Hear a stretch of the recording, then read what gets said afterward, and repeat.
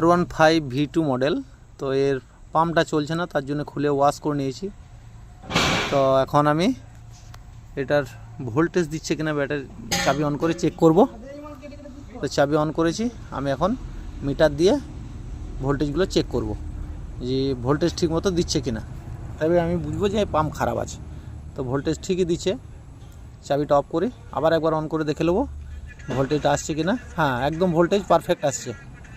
তো আমি একবার জ্যাকটা লাগিয়ে, পাম্পের মধ্যে জ্যাকটা লাগিয়ে এরপর এখানে মোটরের কাছে যে ভোল্টেজগুলো চেক করবো, তিনটে তারেই ঠিক আসছে, অসুবিধা নেই।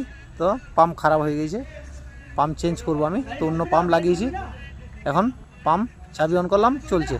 এটাতেও আমি তিনটে তারেই চেক করে নিচ্ছি একবার যে হ্যাঁ ভোল্টেজ ঠিক দিচ্ছে কিনা। তিনটে তারেই ভোল্টেজ দিচ্ছে, একদম ঠিক দিচ্ছে, পাম্পও চলছে। তো আমি পাম্পটা একবার সাউন্ডটা একবার চেক করে দিচ্ছি আপনাদেরকে। Thank you. আমার ভিডিও দেখে ভালো লাগলে লাইক শেয়ার কমেন্ট করবেন।